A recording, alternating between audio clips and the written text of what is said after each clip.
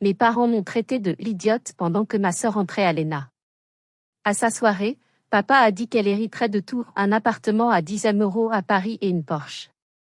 J'étais assise au fond, en silence, jusqu'à ce qu'un inconnu entre, maître donne une enveloppe et murmure, « Il est temps de leur montrer qui vous êtes. » Je m'appelle Adeline Durand.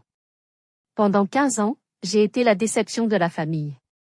Mes parents m'ont traité de l'idiote pendant que ma sœur, Clotilde, entrait à l'ENA. La semaine dernière, à sa soirée de promotion, mon père a annoncé qu'elle hériterait de tout, un appartement à 10 millions d'euros à Paris et une Porsche neuve. J'étais assise au fond de la salle, silencieuse, invisible comme toujours. C'est alors qu'un inconnu est entré, m'a tendu une enveloppe et a murmuré à mon oreille, « Il est temps de leur montrer qui vous êtes vraiment. » Ce qui s'est passé ensuite a laissé toute ma famille sans voix. Je suis la déception de la famille Durand depuis l'âge de 17 ans. C'est l'âge où ma sœur cadette, Clotilde, a été admise à Sciences Po Paris, tandis que je choisissais une modeste licence d'art plastique à Lyon. Aujourd'hui, j'ai 32 ans, et ce statut me colle à la peau comme une ombre. Clotilde, à 28 ans, est la fierté de la famille, le diamant. Diplômée de l'ENA, elle travaille au ministère des Finances, à Bercy. Moi, je suis la poussière sous le tapis. J'enseigne les arts plastiques à des enfants de 5 ans dans une école de Vénissieux, en banlieue lyonnaise, classée REP+, réseau d'éducation prioritaire. Le contraste entre nos vies ne pourrait être plus violent. Ma famille réside dans un somptueux hôtel particulier à Neuilly-sur-Seine, avec vue sur la tour Eiffel depuis le balcon en fer forgé. Je vis dans un appartement de 30 mètres carrés sur les pentes de la Croix-Rousse, à Lyon. Un logement charmant, mais dont le vieux radiateur en fonte claque comme un fantôme en colère et dont les murs portent les cicatrices d'anciennes infiltrations d'eau. Chaque matin, j'imagine mes parents, Antoine et Hélène, siroter leur café dans des tasses en porcelaine de Baccarat, assis à leur table Louis XVI à 40 000 €, planifiant l'avenir brillant de Clotilde. Au-dessus de leur cheminée en marbre trône un Pissarro. Un vrai, pas une reproduction. Sa valeur pourrait financer mon programme artistique pour les 20 prochaines années. Les symboles de notre différence sont partout. Clotilde porte des sacs Hermès Kelly qui coûtent l'équivalent de 2 ans de mon loyer. Moi, je transporte mes fournitures artistiques dans un grand sac en toile que j'ai cousu et peint moi-même. Mes parents ne manquent jamais une occasion de souligner cet écart. Adeline enseigne, en banlieue, dit ma mère à ses amis du cercle de l'Union interalliée, son ton laissant entendre qu'il s'agit d'une maladie honteuse. Clotilde, elle, vient d'être promue à Bercy. La comparaison est leur passe-temps favori, une façon de me rappeler ma place.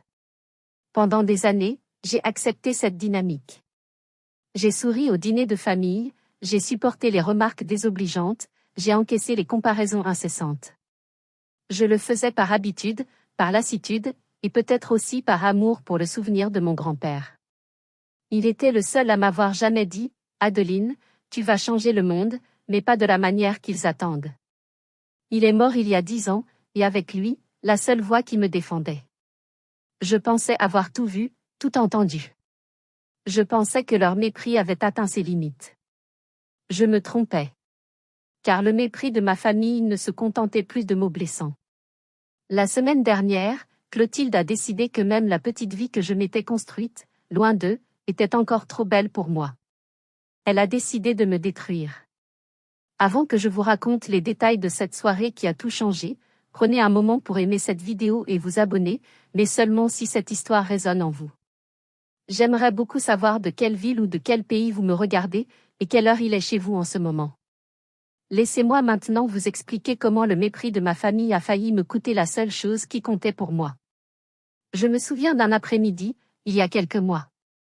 Ma mère, Hélène, était au téléphone avec l'une de ses amies, une femme dont le mari était ministre. Je l'entendais depuis le salon lors d'une de mes rares visites à Paris. Oh, Adeline, oui, elle va bien. Elle enseigne, tu sais, en banlieue. Elle avait prononcé le mot « banlieue » avec le même dégoût que si elle parlait d'une décharge publique. Un silence, puis elle avait ajouté, sa voix s'illuminant soudainement, « Mais Clotilde, elle, vient de recevoir une promotion exceptionnelle à Bercy. Nous sommes si fiers. » Ce qu'ils ne savent pas, ce qu'ils n'ont jamais voulu savoir, c'est que j'aime mon travail plus que tout. Chaque matin, 23 paires de petits bras m'entourent pour un câlin collectif. Leur visage s'illumine quand ils voient les pots de peinture et les pinceaux que j'achète souvent avec mon propre argent. Leurs parents des ouvriers, des mères célibataires, des immigrés qui cumulent 3 emplois pour joindre les deux bouts me remercient avec des larmes dans les yeux. Ils me disent que l'art a donné une voix à leurs enfants. Ils ne connaissent pas Ahmed. Ahmed a 7 ans et souffre de mutisme sélectif. Quand il est arrivé dans ma classe, il n'avait pas prononcé un mot depuis 1 an. Les médecins étaient pessimistes. J'ai passé 6 mois à travailler avec lui, patiemment, en utilisant les couleurs pour qu'il puisse exprimer ses émotions. La semaine dernière, il a peint un tourbillon de violet et de jaune. Il a pointé son tableau du doigt et a murmuré, si bas que j'ai à peine entendu, « Madame, c'est la joie ». C'était le premier mot qu'il adressait à un adulte depuis des mois. Pour moi, ce mot valait toutes les promotions du monde. Mes parents ne savent pas non plus que j'ai reçu, il y a 2 ans, les Palmes académiques, une distinction honorifique du ministère de l'Éducation pour service rendu à l'éducation nationale. La médaille est dans un tiroir de mon bureau, à côté des dessins d'Ahmed. À quoi bon leur montrer? Pour eux, une telle récompense est sans valeur. Elle ne se mesure pas en euros, elle n'ouvre aucune porte dans leur monde de pouvoir et d'apparence. Dans la monnaie de ma famille, mes succès sont une faillite. Je continue d'aller à chaque réunion de famille, non pas pour eux, mais pour honorer la mémoire de mon grand-père. C'était un homme bon, un ingénieur brillant qui avait bâti la fortune familiale sur un brevet révolutionnaire. Mais il n'avait jamais oublié d'où il venait. C'est lui qui m'avait offert ma première boîte d'aquarelle. Il me disait toujours que la vraie richesse n'était pas sur un compte en banque, mais dans le cœur des gens qu'on aide. C'est cette philosophie qui me guide. Et c'est précisément cette philosophie que ma sœur s'apprêtait à piétiner. La semaine dernière, tout a basculé.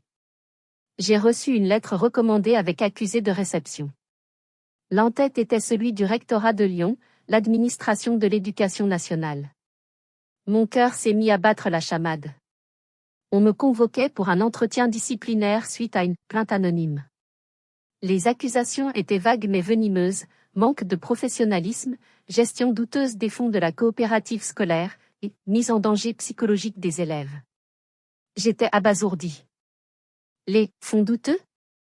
C'étaient les 500 € de mes propres économies que j'avais utilisés pour acheter des toiles et de la peinture de qualité quand le budget de l'école avait été réduit à néant. La mise en danger psychologique? C'était une accusation si grotesque que j'ai d'abord cru à une erreur. Qui pouvait m'en vouloir à ce point? Qui pouvait être aussi cruel? Je n'ai pas eu à chercher longtemps. Le soir même, mon téléphone a sonné. C'était Clotilde. Sa voix était douce, faussement compatissante, comme du miel empoisonné. Adeline, ma chérie, j'ai appris pour tes soucis à l'école. C'est terrible. Maman est si inquiète. Je sentais le mensonge dans chaque syllabe. J'ai pris une profonde inspiration et j'ai décidé, pour la première fois, de ne pas me laisser faire. Clotilde, ai-je dit, ma voix plus ferme que je ne l'aurais cru. Pourquoi tu as fait ça? Un silence a flotté à l'autre bout du fil. Puis, j'ai entendu un petit rire, un son sec et méprisant. Je ne vois pas du tout de quoi tu parles, ma pauvre Adeline. Je m'inquiète juste pour la réputation de la famille Durand. Utiliser son propre argent pour une école publique, quelle idée, ce n'est vraiment pas professionnel.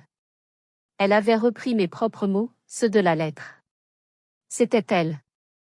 Elle n'a même pas pris la peine de le nier correctement. Elle voulait m'enlever la seule chose qui donnait un sens à ma vie, mon travail. Mon héritage. 2 jours plus tard, une nouvelle enveloppe est arrivée. Pas du rectorat cette fois, mais un carton d'invitation épais, du papier G, l'halo d'un blanc immaculé. Antoine et Hélène Durand ont le plaisir de vous convier à la soirée célébrant la promotion exceptionnelle de leur fille, Clotilde. C'était une gifle. En bas, l'écriture parfaite de ma mère avait ajouté une note personnelle. Adeline, s'il te plaît, fais un effort sur ta tenue. Ils organisaient une fête fastueuse pour célébrer la réussite de celle qui essayait activement de me briser. La colère montait en moi, une colère froide et lourde. J'ai regardé l'invitation, le papier luxueux entre mes doigts. Je ne voulais pas y aller. Mon corps tout entier hurlait de rester à Lyon, de me cacher. Mais une autre voix, plus profonde, celle de mon grand-père peut-être, me disait que je devais y faire face. Mon travail était la seule chose qui m'appartenait vraiment. Et maintenant qu'il était menacé, je devais aller à Paris, non pas pour célébrer, mais pour affronter ceux qui voulaient me voir anéanti. Le samedi de la fête, je suis montée dans le TGV à la gare de Lyon-Part-Dieu. Pendant les 2 heures de trajet vers Paris, je suis restée le front collé à la vitre, regardant les paysages de France défiler sans vraiment les voir. Mon esprit était un tourbillon de questions. Pourquoi est-ce que j'y vais? Pourquoi m'infliger ça? La réponse était complexe. J'y allais pour mon grand-père.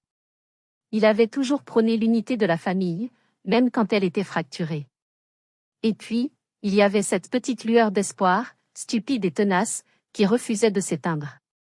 L'espoir que, peut-être, cette fois-ci, mes parents me verraient. Pas la prof en difficulté, pas la sœur ratée, mais juste moi, Adeline. Je savais au fond de moi que c'était un vœu pieux, une illusion d'enfant, mais elle était là. La fête avait lieu au Pré Catelan, un restaurant étoilé niché au cœur du bois de Boulogne. Un lieu d'un luxe ostentatoire, où 200 invités de l'élite parisienne se pressaient. Des ministres, des PDG, des personnalités des médias. Le champagne d'Homme Pérignon coulait à flots, et des serveurs en gants blancs proposaient du caviar beluga sur des blinis. L'air était saturé de parfums chers et de conversations superficielles. Je me suis trouvé un coin tranquille près d'un buffet de fruits de mer, espérant devenir aussi invisible que le papier peint. Mais mon père, Antoine, en a décidé autrement. Il a tapoté sur son verre avec son stylo Mont Blanc en or. Le silence s'est fait. Mes chers amis, a-t-il commencé, son visage rayonnant de fierté. Nous sommes réunis ce soir pour célébrer une réussite. L'histoire d'un succès. L'histoire du seul succès de la famille Durand. Il a marqué une pause, laissant le poids de ses mots s'installer, avant de lever son verre vers ma sœur. À ma fille, Clotilde. Le seul succès. Ce n'était plus une comparaison, c'était une radiation. J'étais effacée de l'histoire familiale. Alors que je luttais pour garder contenance, mon téléphone a vibré dans mon sac. Un numéro inconnu. Le message était court, ne partez pas ce soir. Votre grand-père avait tout prévu. J'ai levé les yeux, le cœur battant. Mon regard a croisé celui d'un homme âgé, élégant dans un costume gris. Il se tenait à l'autre bout de la salle. C'était maître Léopold Vasseur, le notaire de mon grand-père. Il m'a adressé un imperceptible hochement de tête. Qu'est-ce que cela signifiait? Qu'est-ce que mon grand-père aurait pu prévoir? Mon esprit s'emballait, mais je n'ai pas eu le temps de réfléchir. La voix de mon père a de nouveau retenti, plus forte, plus théâtrale. Il annonçait le début du véritable spectacle, un spectacle conçu pour asseoir la suprématie de Clotilde et confirmer mon statut de zéro. La réussite, a proclamé mon père, savourant chaque mot, mérite d'être récompensée. Il a sorti de sa poche une petite boîte en velours noir. La foule s'est approchée, curieuse. Il l'a ouverte pour révéler une clé de voiture. Une Porsche Taycan neuve, ma chérie. Pour conquérir Paris. Les applaudissements ont fusé. Une voiture à 130 000 € pour une femme de 28 ans qui avait déjà une voiture de fonction. Clotilde s'est approchée, un sourire parfaitement maîtrisé sur les lèvres, et a pris la clé comme si elle recevait un sceptre. Mais ce n'était que le début. Ma mère, Hélène, a pris le relais. Elle a sorti une grande enveloppe de son sac Birkin à 30 000 €. Et ce n'est pas tout. Pour notre brillante énarque, il faut un cadre de vie à la hauteur de ses ambitions. Elle a ouvert l'enveloppe. Voici l'acte de propriété de ton nouvel appartement. Un penthouse de 250 mètres carrés sur l'avenue Foch, avec terrasse et vue sur l'Arc de Triomphe. D'une valeur de 10 millions d'euros. 10 millions d'euros. Le chiffre a résonné dans ma tête comme un coup de gong. Avec cette somme, je pourrais sauver le programme artistique de mon école et de 50 autres établissements. Je pourrais financer des thérapies pour des milliers d'enfants. Au lieu de cela, cet argent allait loger une seule personne qui possédait déjà tout. La foule était en délire. Les photographes crépitaient. Et c'est à ce moment-là, au sommet de leur triomphe, qu'ils ont décidé de porter le coup de grâce. Adeline a appelé ma mère. Viens nous rejoindre sur scène, s'il te plaît. Mon sang s'est glacé. Tous les regards se sont tournés vers moi. J'ai traversé la salle sur des jambes de coton. Arrivée sur l'estrade, Clotilde m'a tendu le micro. Le succès, a-t-elle commencé, son regard planté dans le mien, demande des sacrifices, de l'ambition, et le courage de viser plus haut que, disons, les peintures aux doigts et les médailles de participation. Un rire gêné a parcouru l'assemblée. C'était une humiliation publique, calculée. Puis, le piège s'est refermé. Mon père a repris la parole. Comme vous le savez, Adeline a choisi une voie plus simple. Elle n'a pas les compétences pour gérer un patrimoine complexe. Ma mère a alors sorti un autre document de son sac, un document officiel. C'est pourquoi, pour simplifier les choses et pour le bien de tous, nous avons besoin qu'Adeline signe cet acte de renonciation à la succession. Le silence est tombé, un silence lourd, embarrassé.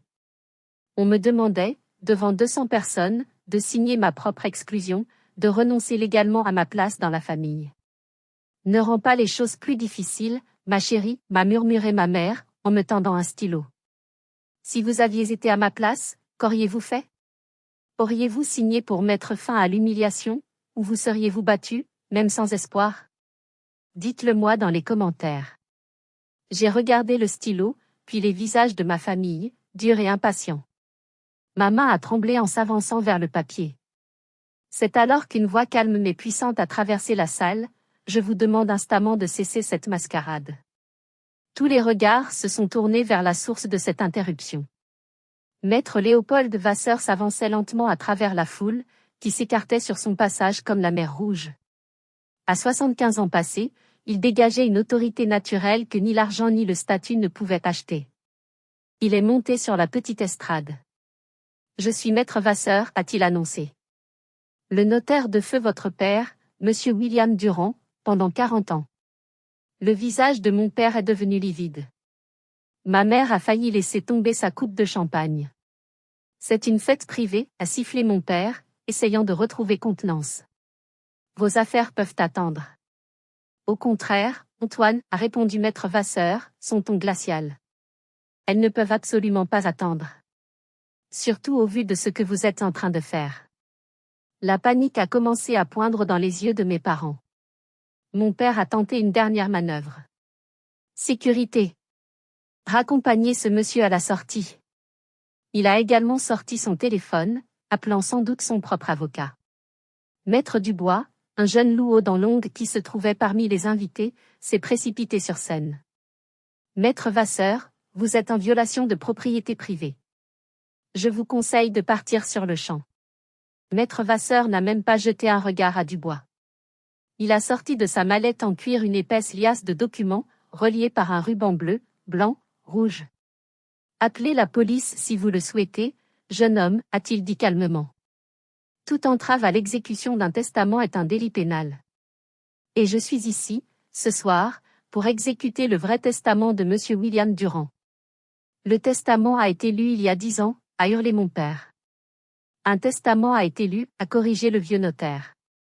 Celui que vous avez présenté aux autorités après avoir cru, à tort, que vous aviez détruit l'original. Celui que votre père a rédigé quelques mois avant sa mort, sachant que vous tenteriez de déshériter l'une de ses petites filles. Un murmure a parcouru la salle. C'était un scandale en direct, meilleur que n'importe quelle série télévisée. Ma mère a attrapé le bras de mon père, ses doigts s'enfonçant dans le tissu coûteux de sa veste. Antoine, qu'est-ce que ça veut dire? Cela veut dire, madame, a poursuivi maître Vasseur, que votre beau-père connaissait la nature de son fils. Il savait que l'argent avait corrompu son âme. C'est pourquoi il a pris des précautions. Des précautions extrêmes. Il a levé les documents pour que tout le monde puisse voir les sceaux officiels qui les ornaient.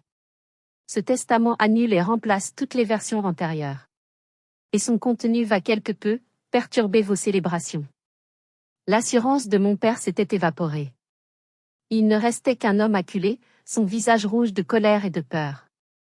Maître Dubois, son avocat, bafouillait, visiblement dépassé. Clotilde, elle, me regardait avec une haine pure, comme si tout était de ma faute. Le vieux notaire s'est tourné vers moi, et pour la première fois de la soirée, j'ai vu une lueur de bienveillance dans ses yeux. Adeline, votre grand-père savait. Il savait tout.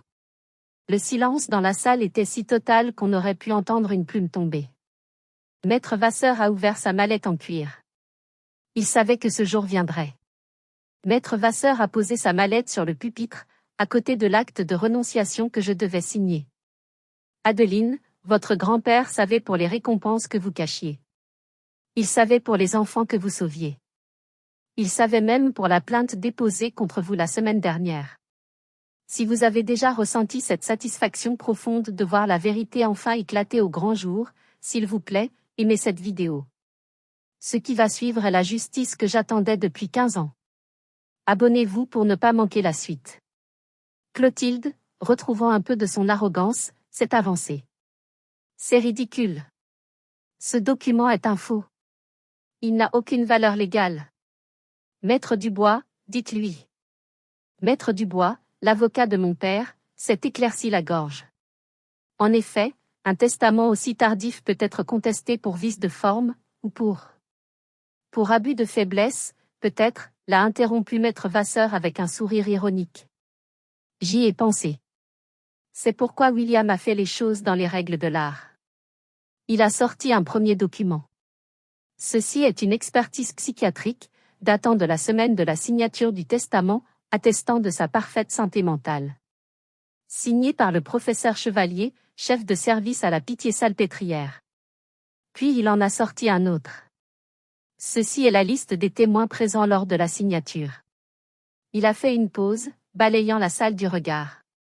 Parmi eux se trouvait une personne que certains d'entre vous connaissent. Madame la juge Patricia Hornby. À une table près de la scène, une femme élégante d'une 60aine d'années s'est levée. C'est exact, a-t-elle dit d'une voix claire. J'étais présente. William Durand était parfaitement lucide. Il était simplement un homme profondément triste de voir ce que sa famille était devenue. Le visage de Clotilde s'est décomposé. Maître Dubois est resté bouche bée. Mais le notaire n'avait pas fini. Votre grand-père savait aussi que vous tenteriez de couper les ponts entre lui et Adeline, a-t-il dit en regardant mes parents. C'est pourquoi il a gardé des copies de chaque lettre qu'il lui a envoyée. Il a sorti une pile de 23 enveloppes jaunies par le temps. Et il a gardé chaque enveloppe que vous lui avez retournée, avec la mention « refusé ». Il a posé la pile de lettres sur le pupitre. Un monument de leur cruauté. Vous lui avez dit qu'Adeline était trop occupée, qu'elle ne voulait pas le voir. Vous lui avez volé les dernières années avec sa petite fille préférée. Ma mère a porté une main à sa bouche, un sanglot étranglé s'échappant de ses lèvres. Mon père la foudroyait du regard, mais il était trop tard. La vérité était sortie, comme un poison trop longtemps contenu. Maître Vasseur a chaussé ses lunettes de lecture. Maintenant, si vous le permettez, passons à l'article 7 de ce testament. L'article que votre grand-père a lui-même baptisé la clause de vérité. Article 7. Conditions de l'héritage, a lu Maître Vasseur d'une voix forte et claire, qui résonnait dans le silence de mort de la salle de bal. Moi, William Durand, saint de corps et d'esprit, décrète par la présente que l'intégralité de ma fortune, de mes biens et de mon entreprise, sera léguée à celle de mes 2 petites filles qui aura démontré un service authentique rendu à l'humanité. Ce service ne sera pas mesuré par les diplômes, ni par les revenus, mais par l'impact positif, vérifiable et désintéressé sur la vie d'autrui. Un murmure d'incrédulité a parcouru l'assemblée. Clotilde a laissé échapper un rire nerveux. Mais c'est complètement subjectif. Comment peut-on mesurer un impact positif? Votre grand-père y a pensé, a répondu le notaire. Il s'est penché vers sa mallette et en a sorti un dossier cartonné bleu, extraordinairement épais. Mon nom, Adeline Durand, était inscrit sur la tranche. Il l'a posé sur le pupitre avec un bruit sourd. William a engagé une agence d'enquêteurs privés il y a 10 ans. Non pas pour vous espionner, Adeline, mais pour documenter ce que vos parents refusaient de voir. Il a ouvert le dossier. Adeline Durand. Lauréate à 3 reprises des palmes académiques pour services exceptionnels rendus à l'éducation nationale. Il a levé les yeux vers mes parents. Vous le saviez? Ils ont secoué la tête, hébétés. Fondatrice de l'association Art Guérison, un programme de thérapie par l'art qui vient en aide, bénévolement, à plus de 500 enfants en situation de handicap dans la métropole de Lyon. Il s'est tourné vers moi. Reconnu par le ministère de l'Éducation pour ses innovations en matière de pédagogie inclusive. Ma mère a haleté. Ce n'est pas possible. Elle ne nous a jamais rien dit. Parce que vous ne l'avez jamais demandé, a rétorqué sèchement maître Vasseur. Vous étiez trop occupé à célébrer les contrats de Clotilde pour remarquer que votre autre fille changeait silencieusement des vies. Il a sorti une liasse de papier. Lettre de 237 familles, vérifiées indépendamment, créditant Adeline d'avoir transformé la vie de leurs enfants. 14 enfants non-verbaux avant de rejoindre son programme communiquent désormais grâce à l'expression artistique. 3 préventions de suicide directement attribuées à son intervention. Les larmes coulaient sur mes joues. Je ne savais pas. Je ne savais pas qu'il veillait sur moi, de là où il était. Je pensais que personne ne voyait mes combats, mes petites victoires. En 2021, a continué le notaire, sa voix se chargeant d'émotion, quand l'école a perdu ses subventions, vous avez utilisé l'intégralité de vos 8 000 € d'économie pour maintenir le programme à flot. Vous avez pris un deuxième travail de tutorat le soir pour acheter du matériel. Il a brandi un relevé bancaire. Votre grand-père le savait. C'est alors qu'une femme s'est levée au fond de la salle. C'était la mère d'Ahmed, qui travaillait comme serveuse pour l'événement. C'est la maîtresse de mon fils, a-t-elle crié, sa voix tremblante. Mon fils, Ahmed, il était muet. Les médecins disaient qu'il n'y avait plus d'espoir. Cette femme, elle lui a appris à peindre ses mots. Il parle maintenant. Elle a sauvé mon enfant. Elle a fusillé mes parents du regard. Vous devriez avoir honte. Un autre homme, un des voituriers, s'est avancé. Ma fille est autiste. Madame Durand a passé toutes ses pauses déjeuner avec elle, gratuitement, pendant 1 an. Ma fille vient d'être acceptée dans une école d'art. Le dossier était un monument à tout ce que ma famille avait ignoré. Chaque article de journal local, chaque lettre de parents, chaque petit miracle accompli dans la salle 203 de l'école Jean Moulin. Maître Vasseur a refermé le dossier bleu. Il s'est tourné vers Clotilde, dont le visage était devenu cireux. Maintenant, mademoiselle Durand, souhaitez-vous que je lise le résumé des contributions de votre dossier? Ou pouvons-nous passer directement à la décision finale de votre grand-père? Si vous êtes arrivé jusqu'ici, laissez un commentaire pour nous dire ce que vous auriez fait à la place d'OP. Vous pouvez aussi écrire simplement le chiffre 1 pour montrer que vous suivez encore. Et dites-nous, vous regardez cette histoire depuis quelle région ou quel pays? Clotilde a relevé le menton. L'arrogance était son armure, même face à la défaite imminente. Lisez, a-t-elle articulé, chaque syllabe glaciale. Lisez-le. Très bien, a dit maître Vasseur. Il a sorti de sa mallette un second dossier, de couleur rouge. Il était si fin qu'il semblait presque vide en comparaison du mien. Il l'a ouvert. Clotilde Durand. Diplômée de l'École nationale d'administration. Salaire annuel de départ, 180 000 €. Il a fait une pause. Heures de service communautaire ou de bénévolat, en dehors des obligations académiques, 0. Le visage de Clotilde s'est empourpré. Je construisais ma carrière. Je n'avais pas le temps pour ça. Vous construisiez votre CV, a corrigé le notaire. Votre grand-père a noté la différence. Il a également noté ceci. Il a sorti un document. En 2022, vous avez organisé une vente aux enchères caritatives pour l'association Les Enfants de la Rue. Vous avez récolté 50 000 €. Félicitations. Il a marqué une nouvelle pause, encore plus lourde. Vous avez également facturé à cette même association des frais administratifs et de conseil, s'élevant à 15 000 €. Un hoquet de stupeur a parcouru la salle. 15 000 €, pris à une association pour enfants des rues. C'était une compensation légitime pour mon temps et mon expertise, s'est défendue Clotilde, sa voix devenant stridente. Votre grand-père a trouvé cela particulièrement révélateur, a commenté maître Vasseur. Il a sorti une autre feuille. Et puis, il y a la semaine dernière. Votre grand-père, dans sa grande sagesse, avait anticipé que vous pourriez devenir malveillante. Il s'est tourné vers l'Assemblée. Le détective engagé par William Durand a documenté un virement de 1 000 €, effectué depuis le compte de mademoiselle Clotilde vers le compte d'un certain monsieur Martin, à Lyon. Ce virement a eu lieu 48 heures avant qu'une plainte anonyme, rédigée par ce même monsieur Martin, ne soit déposée au rectorat contre Adeline Durand, pour des faits entièrement fabriqués. C'était la preuve. La preuve irréfutable de sa trahison. Elle n'avait pas seulement été indifférente, elle avait été activement cruelle. Elle avait payé pour tenter de détruire ma carrière. Mon père a regardé Clotilde, un air de dégoût et d'incrédulité sur le visage. Tu as fait ça, a-t-il murmuré.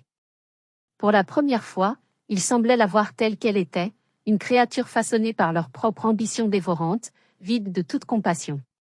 Maître Vasseur a pris les 2 dossiers, le mien, épais et lourd, et celui de Clotilde, fin et presque vide.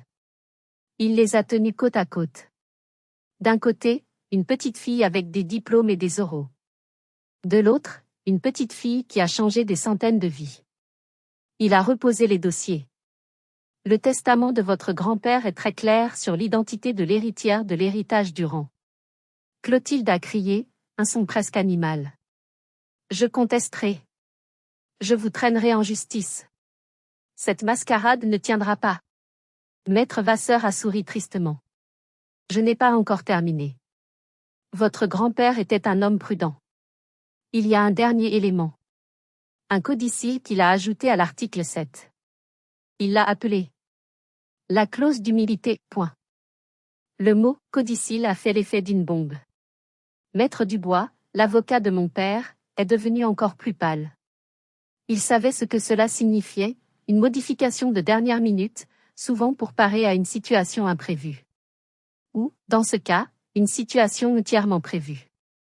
La clause d'humilité, a repris Maître Vasseur, sa voix ne tremblant pas. Article 7, section C. Je la cite, si l'un des bénéficiaires potentiels nommément mon fils Antoine Durand, mon ex-belle-fille Hélène Durand, ou ma petite-fille Clotilde Durand devait tenter, par la force, la manipulation, la coercition ou l'humiliation publique, de forcer l'autre bénéficiaire, Adeline Durand, à renoncer à ses droits de succession, alors là où les parties responsables de cette coercition perdront immédiatement et définitivement tout droit à mon héritage, quel qu'il soit.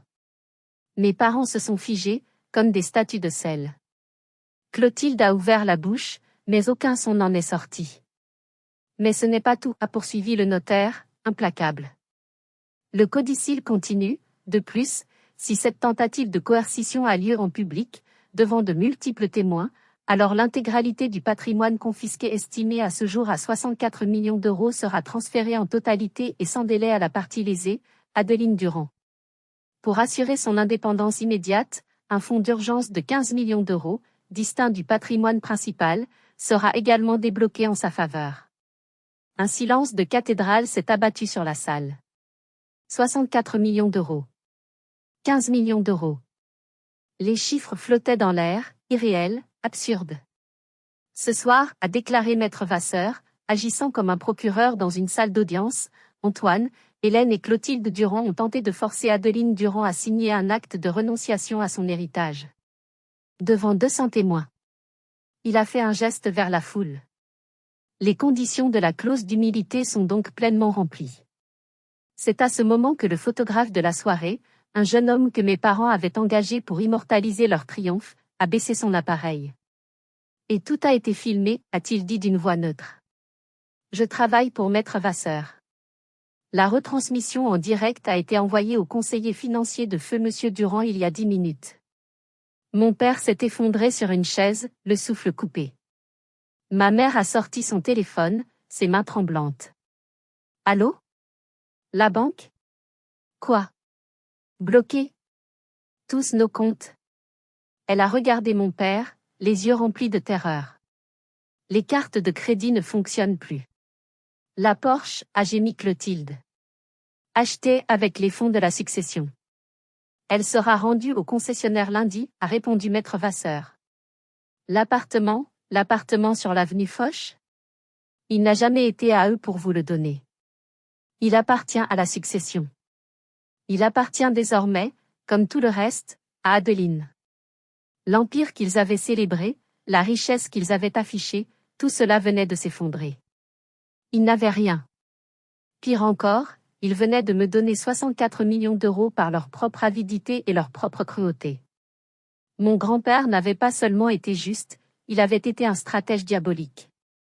Il avait utilisé leur propre nature contre eux, créant un piège parfait qui s'était refermé sur eux de la manière la plus spectaculaire et la plus humiliante qui soit. Clotilde s'est écroulée. Pas de manière théâtrale, mais un effondrement total, physique. Ses jambes ont fléchi et elle est tombée à genoux, son magnifique fourreau Chanel se froissant sur le sol. Des sanglots rauques, laids, secouaient tout son corps.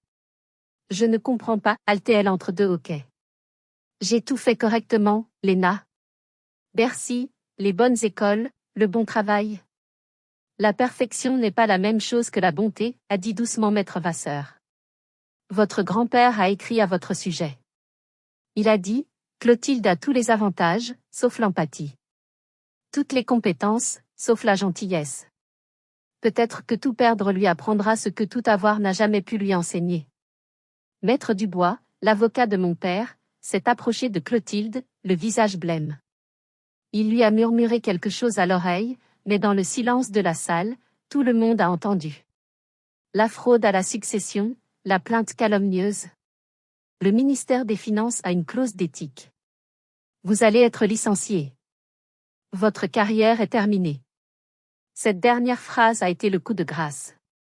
Ce n'était plus seulement l'argent, c'était tout son être, toute son identité qui venait d'être anéantie. Elle a levé vers moi des yeux rougis, pleins d'une haine désespérée, mais aussi, pour la première fois, d'une lueur de compréhension. Je n'ai jamais vraiment aidé personne, n'est-ce pas, a-t-elle balbutié. Pas sans attendre quelque chose en retour. Elle s'est tournée vers nos parents. C'est vous.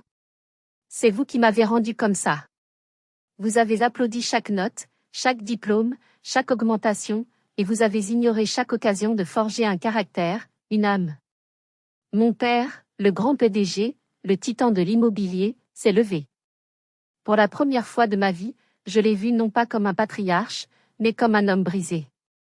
J'ai tout mesuré de travers, a-t-il dit, sa voix résonnant dans la salle. Les cours de la bourse, les mètres carrés, la valeur nette. J'ai tout mesuré, sauf ce qui comptait. Il s'est tourné vers moi.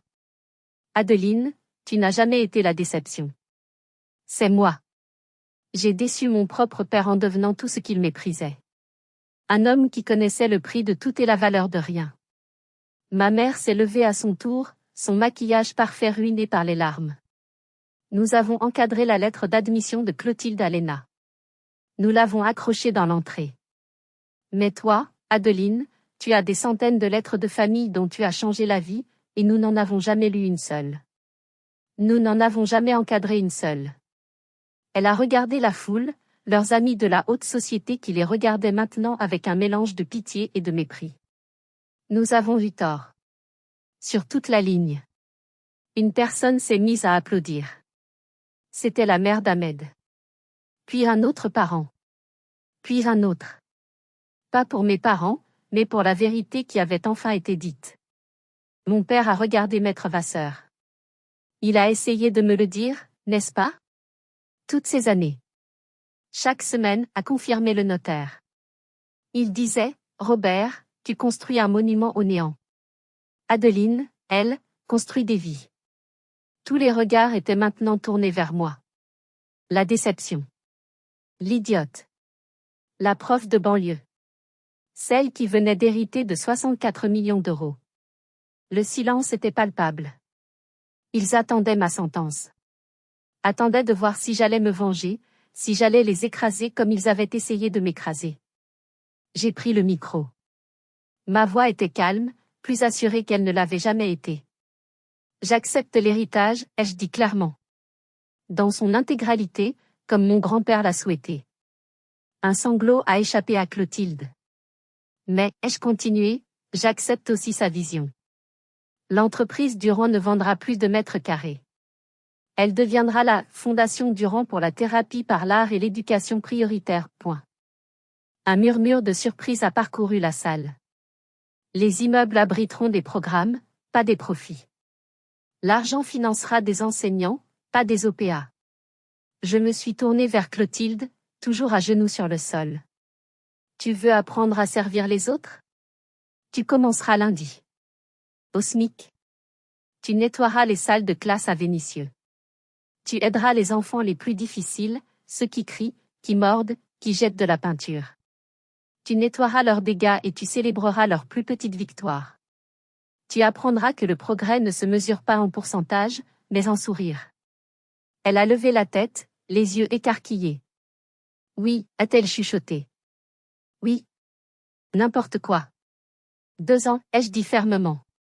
Pas parce que le testament l'exige, mais parce que c'est le temps qu'il faut pour comprendre que l'enseignement, ce n'est pas à propos de soi. C'est à propos d'eux. Si tu tiens 2 ans, vraiment, alors tu recevras la part que mon grand-père t'avait initialement destinée. Puis, j'ai fait face à mes parents. Le pardon ne signifie pas l'oubli. Il signifie choisir d'avancer. Vous aurez accès à un fonds en fiducie, suffisant pour vivre décemment, mais pas dans le luxe auquel vous êtes habitué. L'hôtel particulier de Neuilly reste dans la famille, mais la villa de la Côte d'Azur deviendra un centre de vacances pour les enfants en situation de handicap. Ma mère a suffoqué. La villa à Saint-Tropez?